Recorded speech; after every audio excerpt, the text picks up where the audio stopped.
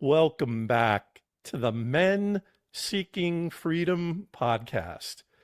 We are both a podcast and a brotherhood for established men who are successful in their life, but may have trouble articulating feelings and challenges they're experiencing. So, what we do here on the podcast is bring in experts who understand that phenomenon. And today, we are joined by Dr. Stephen Paul Edwards, and he's written a book called The Venus Flytrap: Sex, Lies, and Repercussions. Stephen, welcome. I like on your subtitle, I like the first word, but I didn't like the second two. Okay. All right. So, okay. Fair enough. with that said, give the audience your key credentials before we dive into the book and some other things. Okay. I think about this often, Michael, is like, who cares? What about your credentials, right? What have you got to say? What can I get out of it for me? What are some things that I could take away from this conversation that I've taken time out of my life to listen to that I can take away and use? I'm not going to list up a bunch of credentials. I'm just going to say this experience that we're going to talk about, I've lived it. And so I do have experience to help people through it if they're in one. It's going to come out, and I know one of the first questions you're going to ask me is because I've got a PhD, a doctorate in spiritual counseling, right? Exactly. So there you go. You just stole my my tee.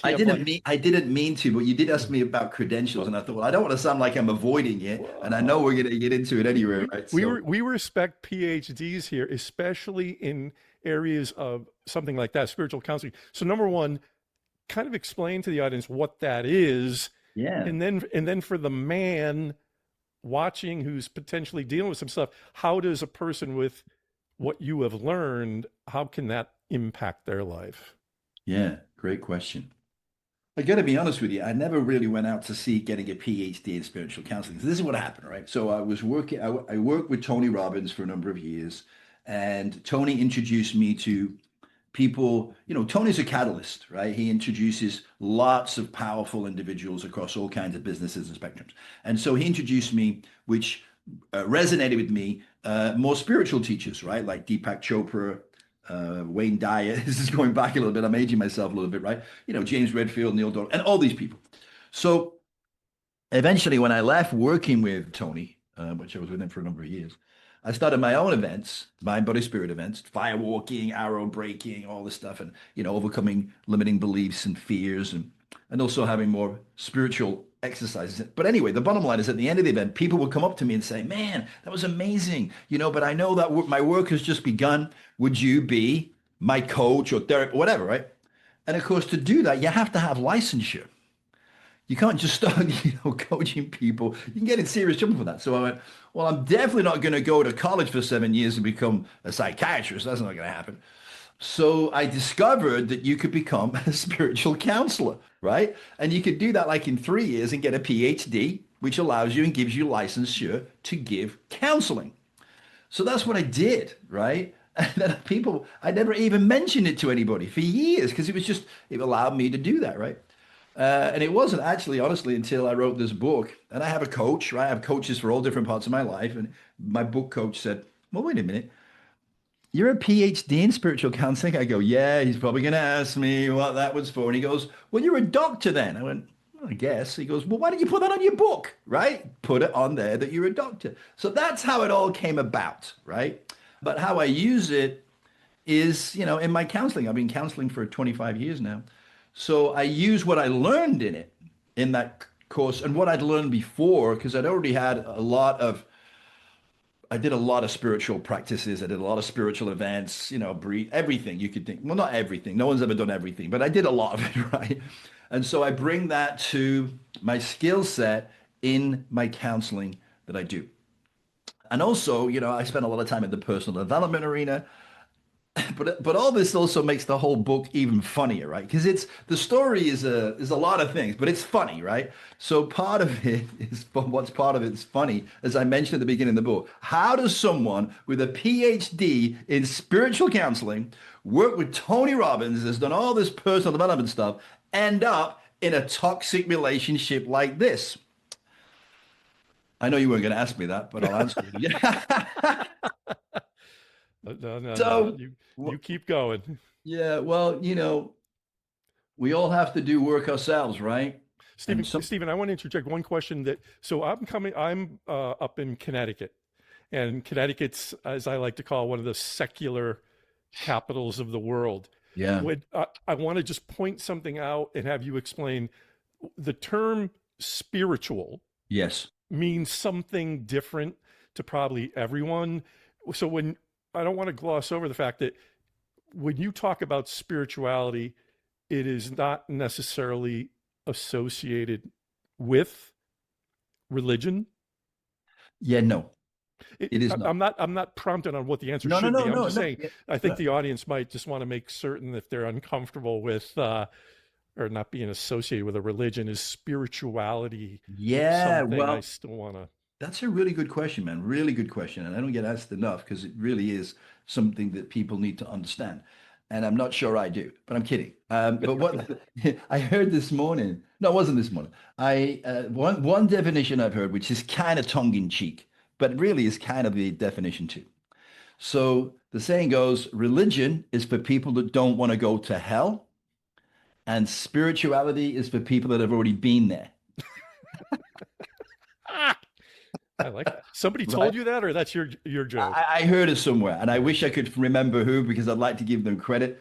But that was up on a website I had years ago, and it caused me a lot of problems with people that were, devout in religion. But I anyway, love it. the essence of the truth is your soul is part of you that you are trying to heal, usually at some level, and the spirit is the observer. It's just observing everything, recording everything that happens, right? So spirituality is part of, and this is going deep into the real meaning of it, right? It's connecting your soul to your spirit so that you can live more from that place, whatever that means. But anyway, so that's the definition. Many people use the both terms, and it doesn't really matter, right? But it's getting connected to and living from a deeper place, whether you call that your soul, whether you call it your spirit. It really means the same thing to most people, right? But it is separate from religion. But there are religions that talk about spirituality, right? So that's also where it can be confusing sometimes. Did you, in your upbringing, was religion? Did it play a role at all in your life? Again, It played a role. It not a played a role. judgmental question. Yeah, no, no. I mean, I grew up in England, usually the schools are either Catholic or Christian, right? So I went to a Christian school, and we would read the Bible and we would sing hymns every morning in the morning. We'd all get into assembly and we'd all sing these songs. But it wasn't a prominent part of my life. Neither of my parents were devout in any particular religion, so it wasn't a main thing for me. But as a child, I had some interesting epiphanies that stuck with me that I didn't necessarily know what they meant at the time. And I definitely didn't talk to anybody about it because I think they'd think I was crazy, which it actually turns out I was crazy. I had a traumatic childhood, like most people, right? But like most kids, we don't know everybody. All the other kids are going through the same thing, right? We just think it's only me because the kids don't get together at break and go, "Hey, listen, are you going through trauma?" Yeah, me too, right? You just don't. Think everybody else has got it perfect, and you're the only one who's got the problems. But in my mind, because perception is everything, right? It was pretty traumatic. I mean, I used to get so frustrated, because all parents come from a different generation, man. And usually parents come from traumatic experiences, but they never tell their kids about it, right? And so you don't know where it's coming from. You just think they're awful people, right? Born out of hell. So anyway, but for me as a kid, when I went to bed at night to go to sleep, I had to bang my head on the pillow until I was exhausted and I fell asleep. That's how much pent up emotion and frustration from the feeling of living in a controlled environment where you couldn't move and you were walking on glass throughout the house, and you did not want to be, the area was, children were to be seen but not heard. I was not supposed to be seen or heard, right? So I was on eggshells, right? So the bottom line of what I'm getting to here is that this caused me mental illness. When I was 16, I got admitted to an asylum, right? A mental asylum. It would be called, what would we call it today? You'd call it just can't think of it anyway, but it doesn't matter. I use asylum because it's a strong word and people go, holy heck, you really were crazy. And I was, in a way. So what happened, I went into a state of mania, right? Incredible energy. You feel amazing. You feel you can do anything. You love everything, and everything is possible. Anyway, so of course that's not normal. Right? So they have to bring you down off that high. And one of the things they used on me was electric convulsive therapy, ECT. I don't even know what that is, but I don't think it's legal. I don't even know whether it's legal anymore. But what they do is they put these electrodes on your head, and they shoot thousands of volts of electricity through it. So you're literally going to a convulsion. I don't know who came up with this idea, but for some reason they thought that would help straighten you out.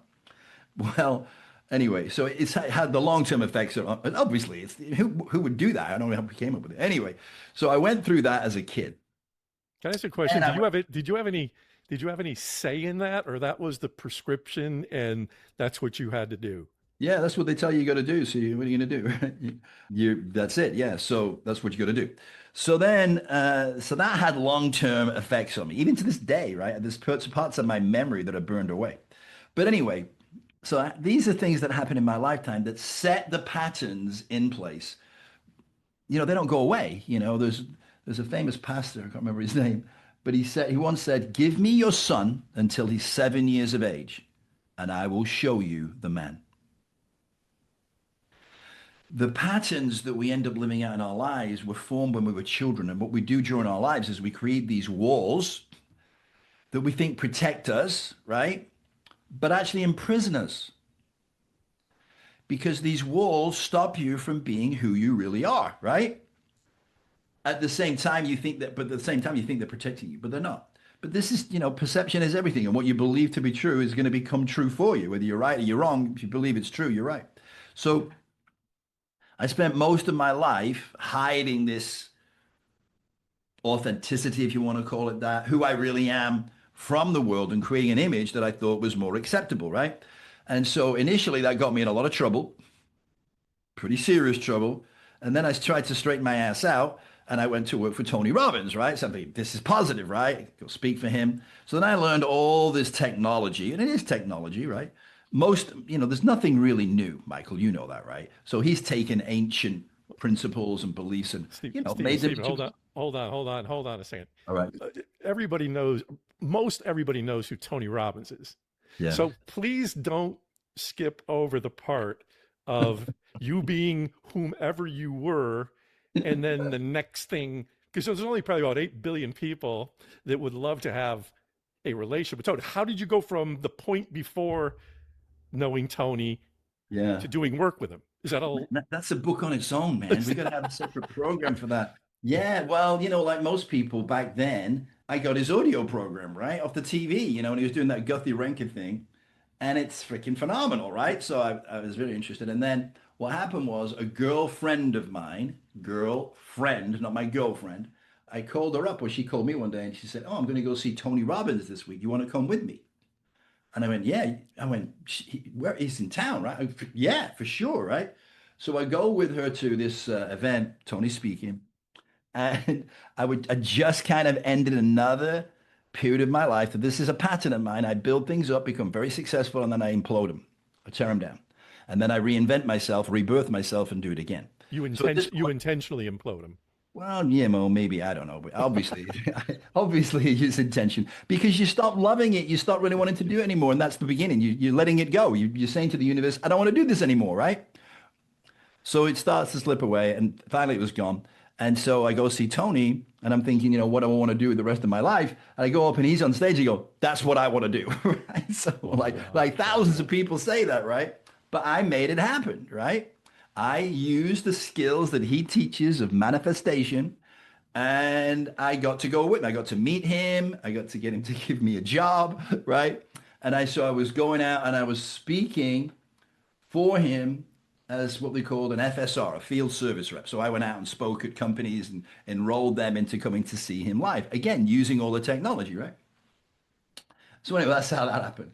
But the actual getting there, I actually wrote a book about it because it was so incredible. The miracles that happened were incredible. So anyway, and then I get to meet him and introduce him. Then I became national sales manager. I was on the board. All those things happened, right? Wow. But then, in a very ironic way, I knew I didn't want to be with Tony for the rest of my life. I knew that I had a message that I wanted to put out there myself without being disrespectful. I had a different angle, right? So, which is fine. And it was one day we were together and I was the national sales manager. And so he had said to me, he had a group of speakers that would go out and speak at different places. And at the end of every event, we would then go to the next city and we would do the same thing again. And he would always say to me, what do you want me to say to him? You know? And I said on this occasion, I said, look, why don't you tell them a little bit about the future, about what your plans are and what the opportunities will be for them, you know? That'll get them excited, you know? So I said, okay. So we're in this big suite and I'm sitting on a sofa over here on one side and the team's sitting on the other side. And he's talking to them about the possibilities and what he's planning to do. But then he goes, well, look, at the end of the day, you got to create your own opportunity, right? He said, like Stephen, you know, he's the national, that position wasn't even here when he arrived. He created that position for himself. And so that's, you know, what you got to do. And he said, like, he's going to be a multimillionaire with this company. Now he's thinking that's going to make me want to stay even more. And it didn't. I looked at that and I saw the future of me being wealthy, but compromising myself to deliver somebody else's message. And that was the moment I decided to leave, right? Ironically, not out of bitterness or because it was wrong. It was just, it helped me realize what I wanted for my future. So I left working for Tony, started doing my own events, which I mentioned. That's why I got a PhD in spiritual counseling. So fast forward, I ended up doing all kinds of speaking and I ended up getting into the financial side, building wealth and all that. And that's what I've been doing. And I loved it at the beginning, but you know, if you do anything, you can overdo anything, right? You can spend too much time, too much of your life. I was traveling 4 days a week, coming back exhausted from wherever I was, rejuvenating, and then going and doing it again. You know, constantly, never taking a break. And so eventually, as I usually do, I imploded it, right? I burned out. And that's when this chaos started, right? Don't get me wrong, I'd had plenty of chaos up until this point. I've been married 4 times, right? So I know how to break things, right? So anyway, and just so you know, it was me. It wasn't her or hers, right? It was me, right? I was the problem. Oh, Anyway, we're gonna break down each okay, divorce. good, man. Yeah. Oh Yeah, my that's God, that's hilarious too. I'm That's, Joe. Yeah, yeah. oh, Don't no, pull the it's plug. hilarious. Don't pull the plug right now, please, No, Steve. okay, I won't. But you know, I said to you, listen, you can ask me anything, man. After what I wrote about myself in that book, there's nothing to hide anymore, Oh, right? It's all you're, out there, man. you're manifesting. Yeah. So what happened, just real quick. So I decided I just was burned out. I didn't want to do anything. I just wanted to be free and I wanted to have fun. And I didn't want to be so disciplined or so strategic. My day was planned out from 5 o'clock in the morning until 11 o'clock at night, every day, right? Which is okay occasionally, but not for three, you know, what is it, 24/7, 365. So after this relationship, my marriage broke. And here I am, you know, I got married and I get a mansion, I've got a sex room, I've got all the types of cars you could ever want. I'm thinking I'm going to have a good time with this, right? Because, you know, people used to say to me, you could make this into like the Florida version of Hugh Hefner, you know, his place, right? Which I never really wanted to do and I never did. But I was primed for what happened, right? It was like the universe created all this. My wife is gone. I'm living alone in this mansion with a sex room. And then I meet this international supermodel who is a sex addict, right? What are you going to do, right? What are you going to do, right? And I really had no sense of purpose in my life anymore, Michael. And that's what keeps you going. That's what keeps you on the straight and narrow. So I went completely off the tracks with this. So hopefully that might. So, so that last comment about the model will open the door to the book. Yes. Correct. Okay, which we will get to. But touching on some things that you had shared with me before, you had said you love the idea of exploring how men can reconnect with themselves after losing their sense of identity. So you're kind of coming on that right now, and I just found that quote that you had shared, and then you referred to the importance of being in alignment versus spending a life meeting other people's expectations.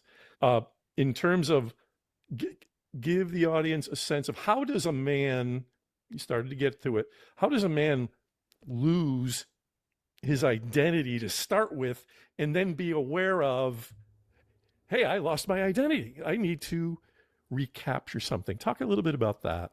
Yeah. Yeah, it's a great question too.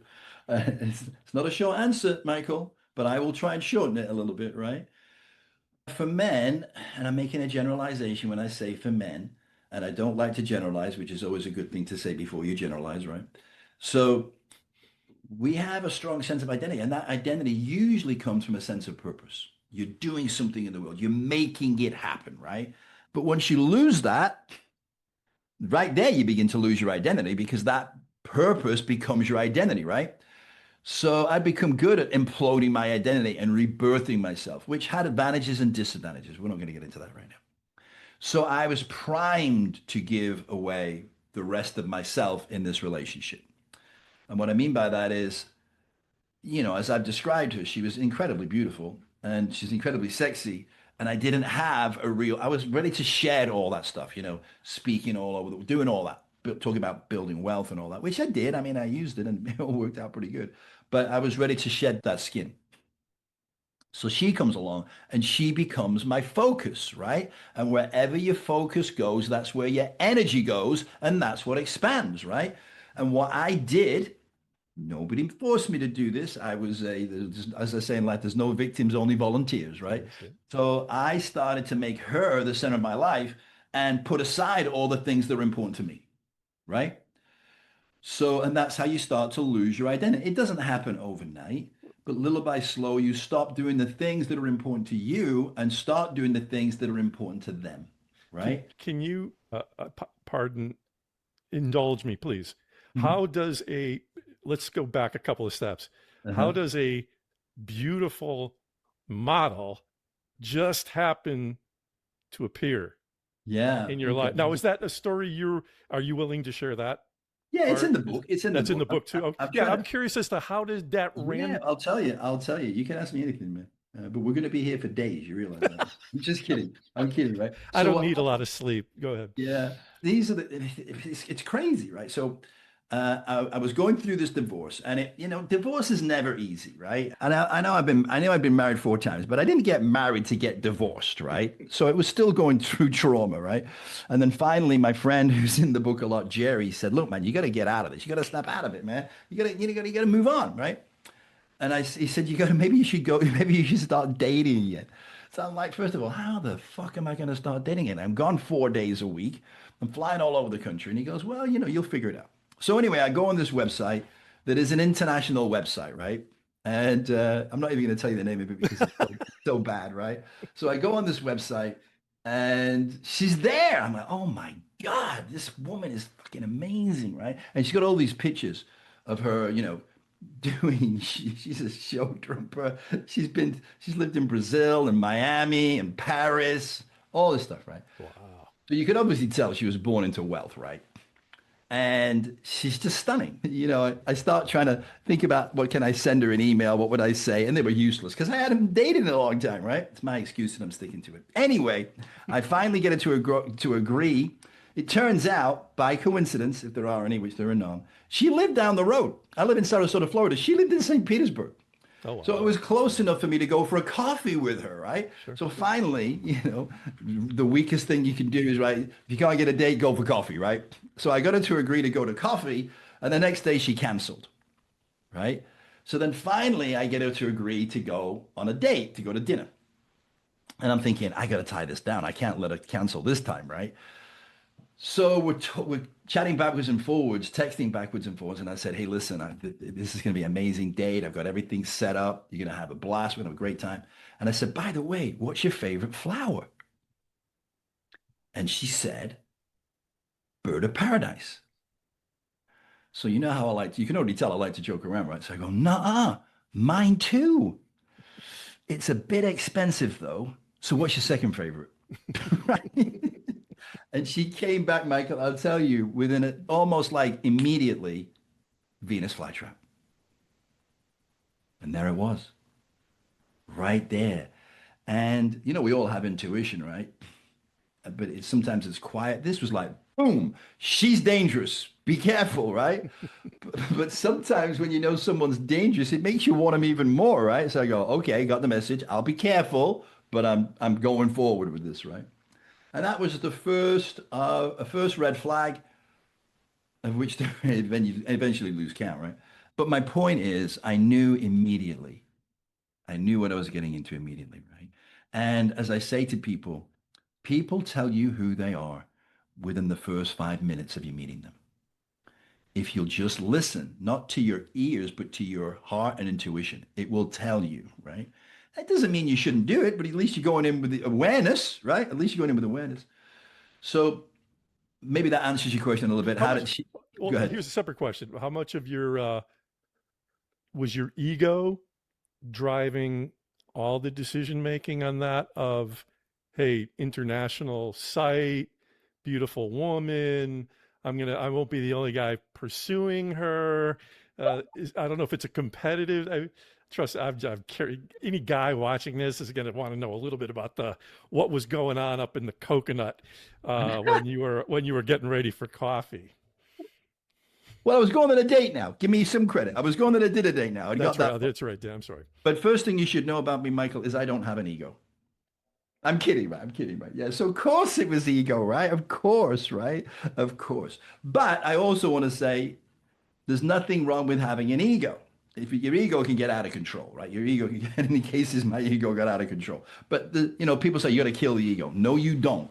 The only thing that keeps you alive is your ego. Otherwise, you just jump off the nearest building because you wouldn't care anything about yourself, whether you're alive, right? So a lot of people don't realize that. Tony taught me that. He goes, he was doing a speaking event, and I go, somebody mentioned something. I was because it's all ego. And Tony goes, listen, the only reason you're alive is because of your ego, right? And I go, whoa, this is going to be good.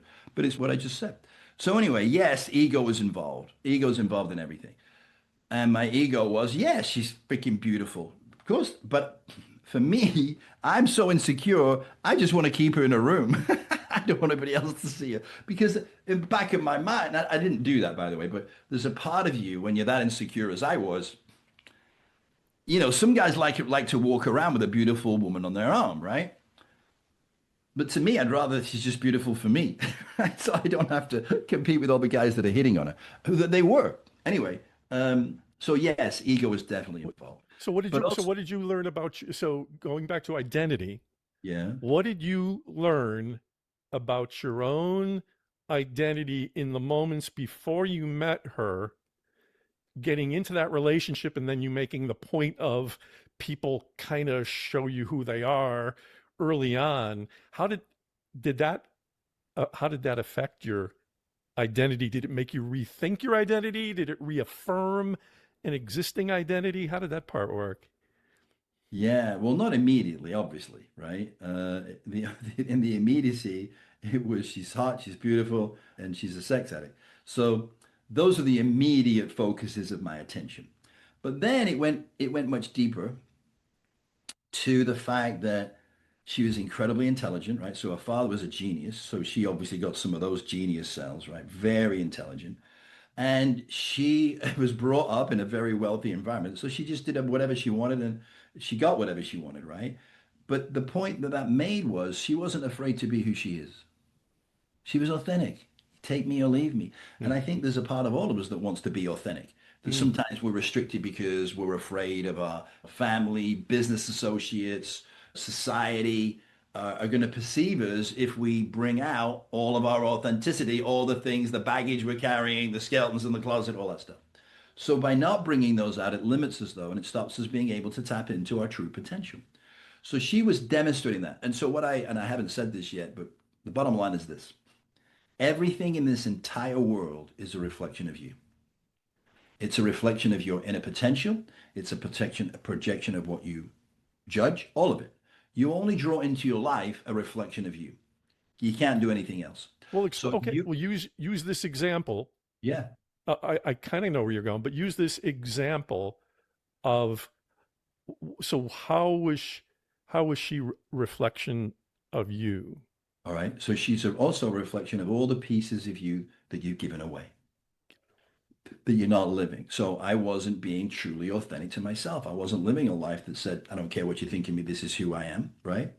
I wasn't, and there was other things as well. But one of the gifts she gave me, and by the way, there's no accident. There's never an accident. Every relationship comes into your life reflecting you and giving you an opportunity. But most people think they're doing it to them, right? And I say a belief that I adopted a long time ago is nothing happens to you. Everything happens for you. There is a gift in everything, every relationship, and everything is a relationship. Your business is a relationship. Your family is, all these are relationships. And they're all reflecting you back at you. So she was reflecting that back at me. She was reflecting back at me that as a counselor, someone that's been involved in personal development, what do? We help people. We rescue, save, and fix. And that's something that men tend to do. Again, not all men, but generally, we're taught. No, I can't speak for every generation, but we were taught, save the damsel in distress, right? You got to rescue her first, then you got to save her, and then you're going to fix her. And if you do all that, she's going to love you. And that's like deep in your psyche, right? So what she taught me was, that's not true. First of all, most women do not want to be saved. They definitely don't want to be rescued, and they for sure do not want to be fixed, right? I mean, that's like now, it's like the war cry of women. Do not try and fix me.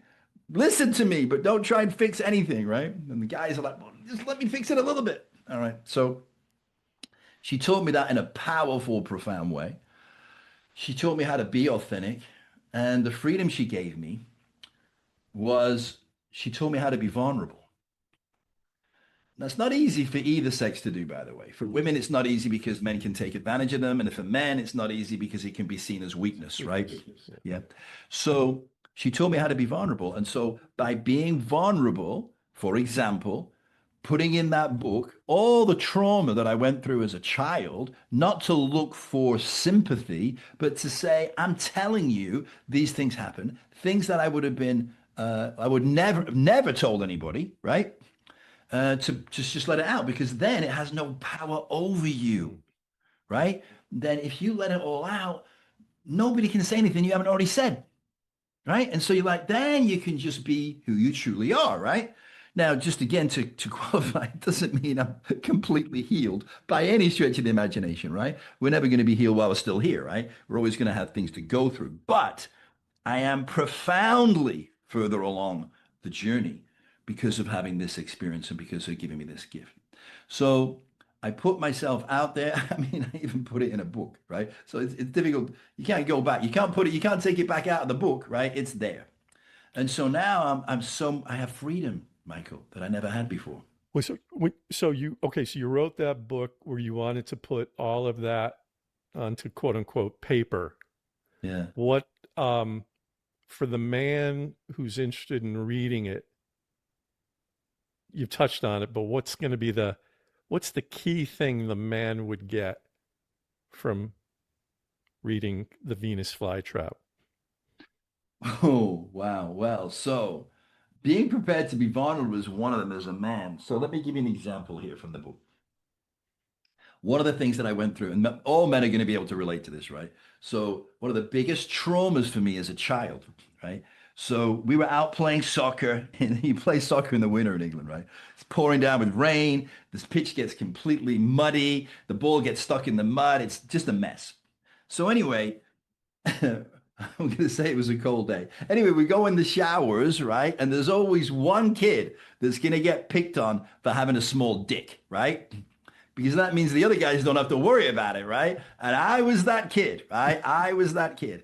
And once that happens, you're fucked, right? There's nothing that's going to go around the entire school. Every girl in the school is going to know it. What are you laughing at, man? That's totally unfair. That's not fun. I'm kidding, right? So this is what And happened. guess what? And you didn't have to deal with Facebook back then. Can you imagine? Oh my God. Yeah. Can you You had imagine it that? easy. You had it It, easy in it comparison. would have been an international fiasco. Anyway, but the point is, right? So now so you go, well, how does that happen for you then, right? That had to be destroy you. And they go, okay, well, at the time it did, right? At the time I didn't even know there was a belief that everything happens for you, right? So this stuck me for years, right? And then as I get into my teens and I start having sex, obviously, right? So what that meant was I was an overachiever in the bedroom, man. I had to give pleasure to my girlfriend because she wasn't going to get it by me fucking her, right? Because I had a small dick, right? So I had to come up with creative ways to make it amazing, right? So I became a savant in the bedroom. I mean, it's like one of those scenes when you see the girl walk out of the bedroom and she's got her hand on her nose. Go, oh my God, right? That's how it was like, right? Which is cool. So there's the silver lining, right? And in the book, Tamar says, what does she call me? She calls me a sexual monster, right? And we would go for days in the sex room because I had so many ways to give her pleasure. If I could only fuck her, after 30 minutes, you're done, right? And then you got to wait for 4 hours, right? That's a nightmare. So we would spend 3 days at a time in this sex room in the mansion. And in between sessions, we would go outside and play backgammon, right? We both loved backgammon. And in the story from the very beginning, I knew that about her from the web page, right? So my first date, I got everything set up and I had a backgammon set there for us to play. So we played throughout our relationship and it became part of our sexual adventures because in between each session we played backgammon. And that's when we would talk about everything, man. And that's when I really fell in love with her intellect and her intelligence over and above the physical, which was intense. But at the same time, I told you we were both in an asylum when we were 16. It's not a joke, that's true. And so we were both fucking crazy, right? She was maybe a little bit more crazy than me, but she encouraged my crazy. And that's why we got into the situations we did in the book. It's why we didn't fight to the point where, yeah, we did. We actually had fights where the police came out. But some of the time it was because she was trying to steal my house or my cars, right? There was all kinds of things happen, but the law was around us all the time. We went on cruises, penthouse cruises. It was insane. The stuff. At one point, we had a penthouse on one of the cruise ships, and it's on the top deck, and we got the whole deck, and there's a table on the top deck, a glass table. So we'd come back from partying on the ship, and it was late. So she walks out of the sliding doors onto the deck, and there's a glass table there. So she lies on the glass table, pulls up her dress, and we're fucking away. But I didn't even know that the people on the deck above could look over it, right? And when you're getting into something, you can't even hear anything else. You're so focused on what you're doing. But that time we finished, there's like, there's people talk, and they're above us, right? Looking at us, right? And then were they holding up a score or anything like that? you know what? I was too embarrassed. Probably, yeah.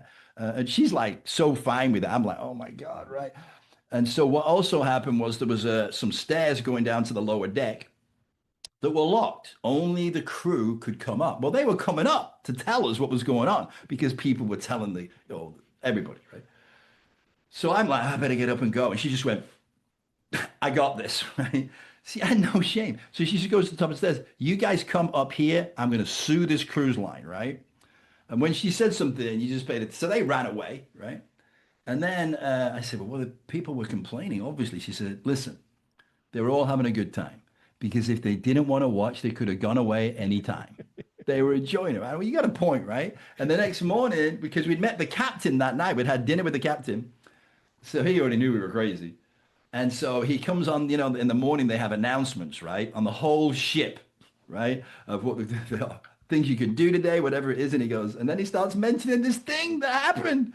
Oh my God, it was hilarious, right? So how long from meeting the model to end of relationship? How long were you guys together? Probably about 2.5 years. Okay, so this was a rapid fire. Everything I've just talked about and so much more was in the first 6 months. Is that right? Yeah, it was intense, man. Wow. It was just going and going and going. And what I've got there, what you read there is book one. There's three books full of stuff that happened. I'm gonna I'm gonna shift gears. One of the interesting things I had heard you say was men have an aversion to many things they need and don't realize it. That Yeah, really caught my attention. I'm sure it would for the audience too. What yeah. did you mean? What did you mean by what do they have an aversion to and just aren't Mhm. aware of it? What are a couple of those things? Well, it's definitely not sex, right?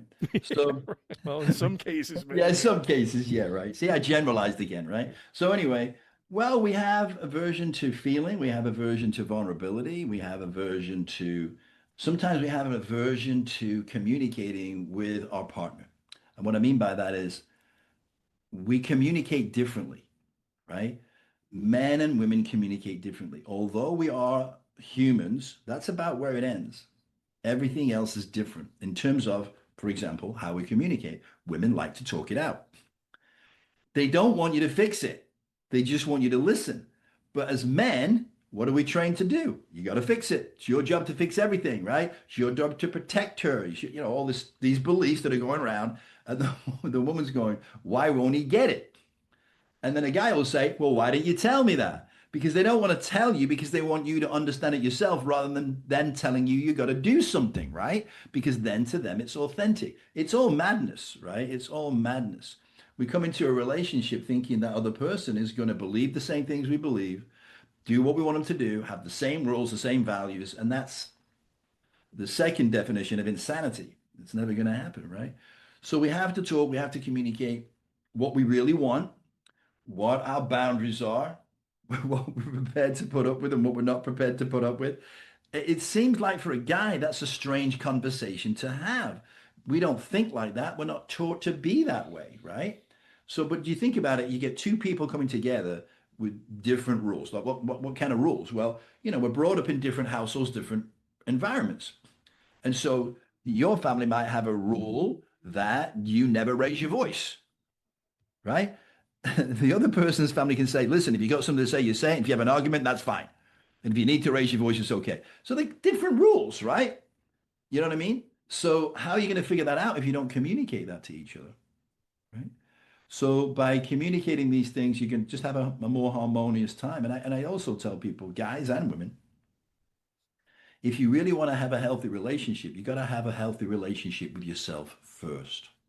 It doesn't mean it's going to be perfect. You're still going to have challenges, but it's going to be easier than if you just hope that everything is going to work out, right? So you're still going to go through growth. So for example, me, I went through this dark, I call it the dark night of the soul, right? It wasn't my first one. I've been through a few where you lose. So you say, well, how could you lose sense of self? Because you pour yourself into something else. You do that actually to a large degree when you do get a purpose in your life, you do get a mission and a purpose and a vision. You lose yourself in it a little bit, right? Because it becomes so intense, it becomes the focus of your life. And you give parts of yourself away. You give your time away. You sacrifice being with your family and with your friends because this becomes your magnificent obsession, right? So we all do it to some degree. I did it in a toxic relationship because that was my time. And so people will say, well, how could you do that? Because I was meant to. Well, how could you know all that stuff and do that? Because you forget. Certain things will make you forget. You have to forget to do it. But if you didn't forget and didn't do it, you wouldn't have the growth that you got out of it, you know? So, and I would, in the book, I talk to the reader all the time. You're probably saying, how could he do that? How come he hasn't broken up with her or whatever? And I would say, listen, if I'd have broken up with her, you wouldn't have just enjoyed that last chapter, would you? You wouldn't enjoy laughing at me, right? And that experience, you're having a good time. Well, to some extent, a large extent, I was having a good time doing it too, because I'm attracted to that excitement, madness, and mayhem. I just never have wanted to have what some people call a normal life. It doesn't mean that's right. And I said at the beginning of the book, my life and the way I live my life is not for everybody. Most people couldn't handle it, right? I'm always prepared to take the risk, put it all on the line, right? And it doesn't always work out well in the beginning, right? Sometimes I lose everything. But I've had enough experiences to know that I can recreate it now using the tools that I've learned in life. So I don't have to be afraid of losing everything. And in the end, in this book, you'll see I gave it all away. I just gave it all away. Stephen, I want to go back to something you said, something very profound that may go by some people. You said uh, while you figure out how to create relationships with other people, you have to understand the relationship you have with yourself. Now, I personally find that profound, thought provoking, and I'm not sure, and I say this out of total respect for men in general, I don't know how much time men spend who aren't in your profession or your life experience who go, gee, I got to get up today and work on my relationship with myself. Probably And about 0.000001%, do you have any maybe. data? Do you have any And I'm data on that? Yeah, I'm right. optimistic about It's a that on little that bit. So, number, by the well, way. give one tip a Yeah, person intrigued by that yeah. can do today to say, hey, you know what? Lynch and Steven, we're having this high level conversation, and I'm gonna be more conscious of my relationship with myself by doing what?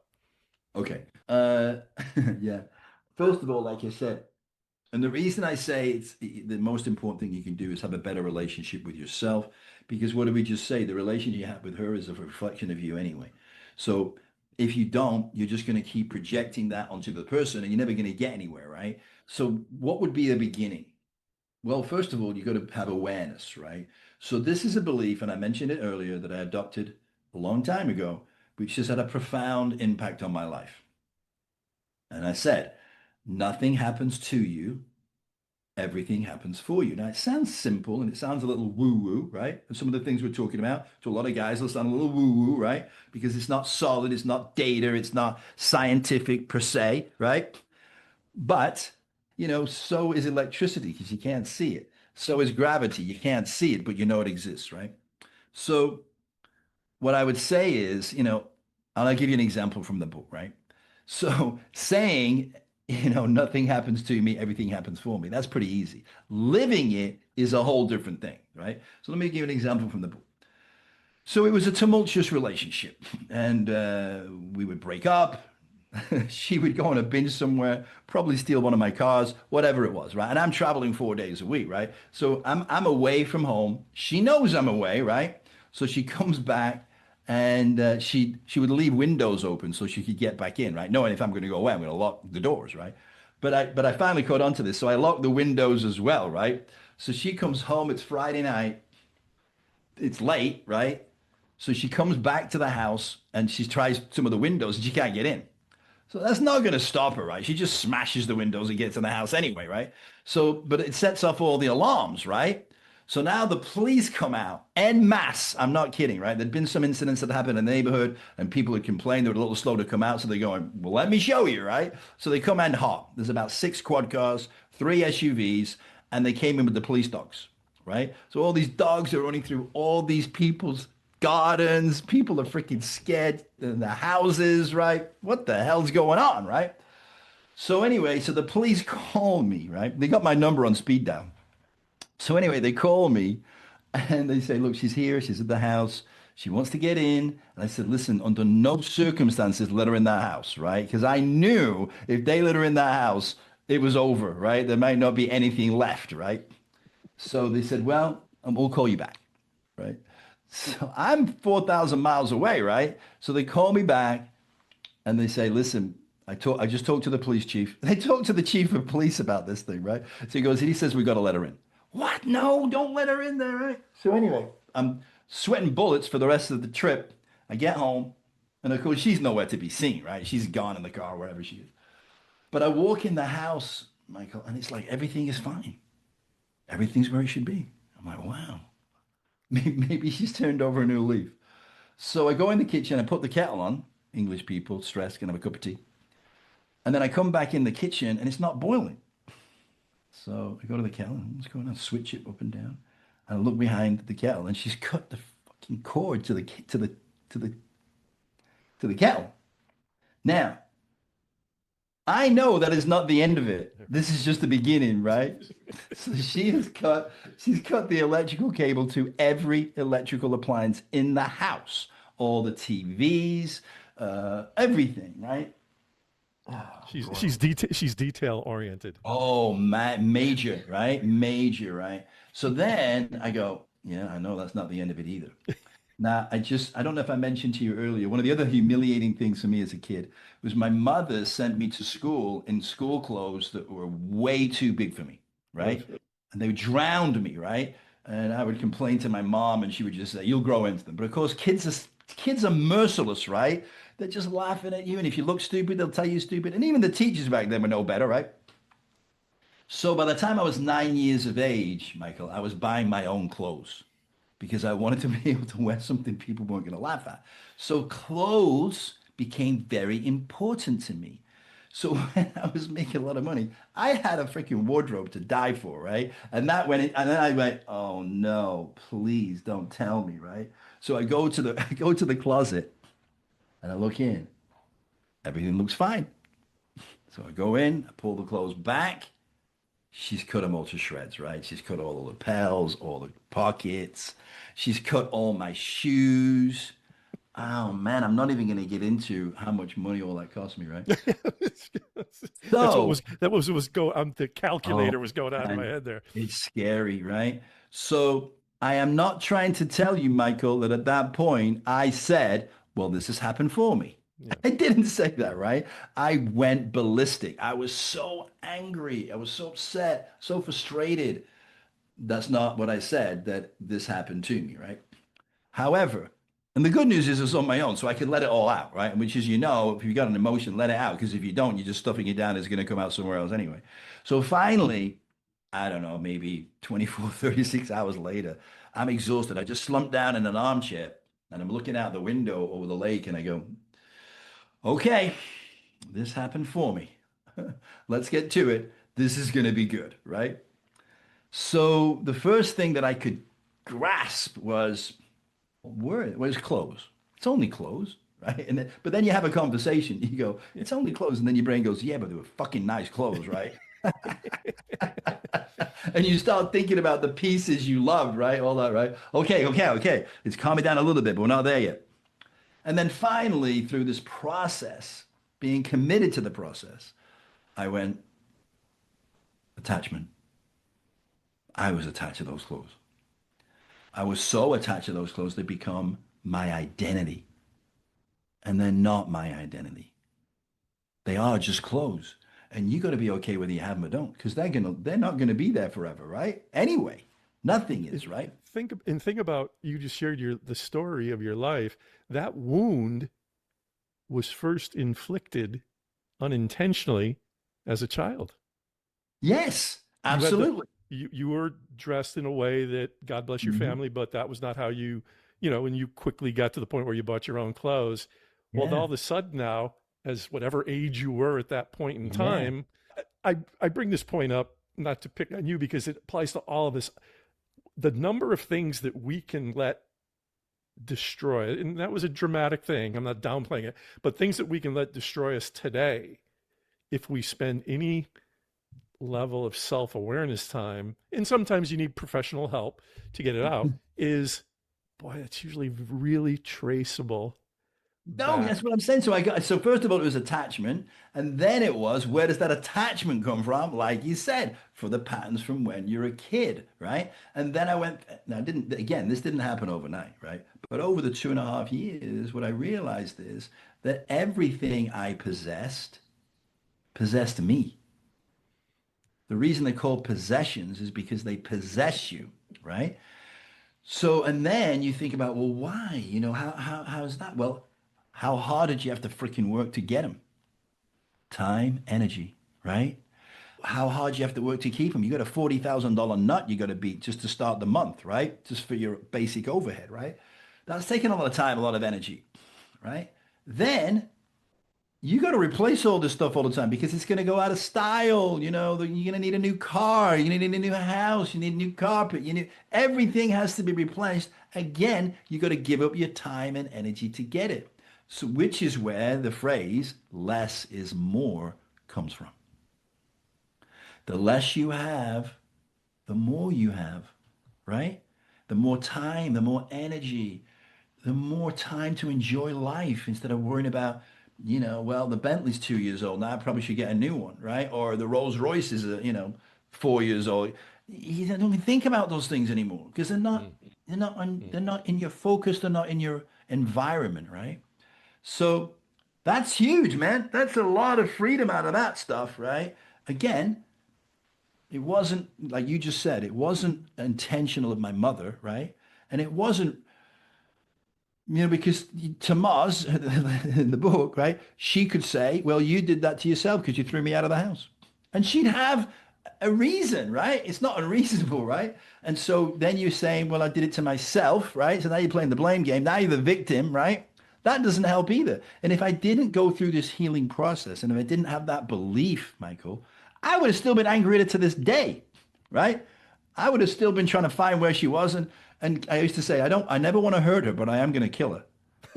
You know what I mean? Is when you had gotten to the closet phase of the Uh-huh. story, I'm thinking to myself, I wonder what time it was when he got to the point where he said to himself, I walked myself into this situation.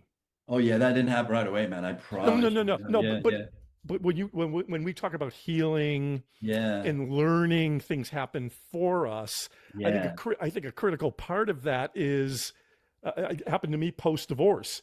Post divorce was when a therapist said to me after hearing all the stories, she said, what exactly was your relationship rooted in?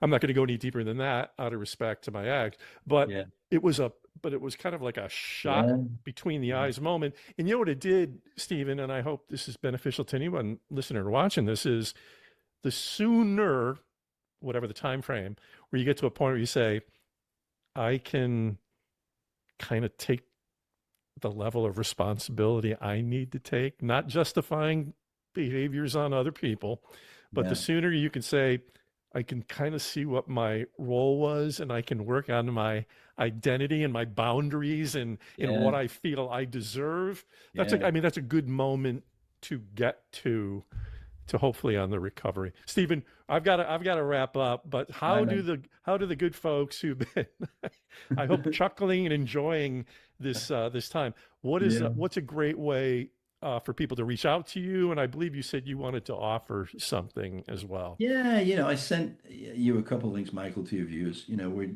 takes time to get to know someone and feel like if you want to continue the connection. So if you feel like you'd like to learn more about me, more about yourself, there's a way for you to get, you have the link there. They can get a couple of different things. One, you can get the first 3 chapters of the book for free, or you can get I have another book that you can get for free. It's called The 7 Signs of a Toxic Relationship, right? So if you're in one, and you'll also know how to not to get in one again and how to get out of one, right? So that can be useful for people in a practical way. The first 3 chapters of the book are pretty funny and they're pretty poignant, and they're also you can learn from. And I also do obviously spiritual counseling about the same things, how to what you need to do if you're in one, how to not get in one again, and so on and so forth in terms of toxic relationships. And there's obviously a website. I'm sure you'll put that up so as well. Wow, we will. So Yeah, definitely. Thank you. you're very welcome, my friend. Thank you for being so honest and open and vulnerable, a word you've brought up many times here. And these are all, men seeking freedom. I'll leave you with this. I say this to everybody. Everybody knows who Tiger Woods is. Yeah, And, when people have asked me, why did you call it men seeking freedom? Your stories shared at times the freedom you sought. But I was like, Tiger's a good example of a man where bank account, not relevant. Stature, not relevant. yeah, Um, Tiger Woods is an example, and I don't mean to pick on him. God bless him. I pray for him. Is a man who's seeking freedom in an emotional sense. yeah. He's already got the freedom in other parts of his life, and I just think it's an important thing. And you've revealed a lot here today too, which I hope is helpful. Yeah, If you, I feel the same thing for Tiger because he's trying to hide behind a persona that he's got to make his persona perfect. And if he would just be more human and accept those things that he did and say, hey, I made mistakes, man. I had beliefs that didn't serve me. I ended up having all these different women, but it didn't make him happy. And if he just says that, it will actually help free other people too. Stephen, I think anyone, we're all capable of hiding behind a persona. Yeah, The totally. persona gets constructed in different ways. But all right, folks, for those watching this, watch it, love it, enjoy it, and share it. Yeah. Number one. Okay. Number two, any information you'd like to learn about Men Seeking Freedom, you simply can go to menseekingfreedom.com. Download my audio series about lessons I learned the hard way, taught to me by my friend, therapist Bob. And I'll see you on the next episode.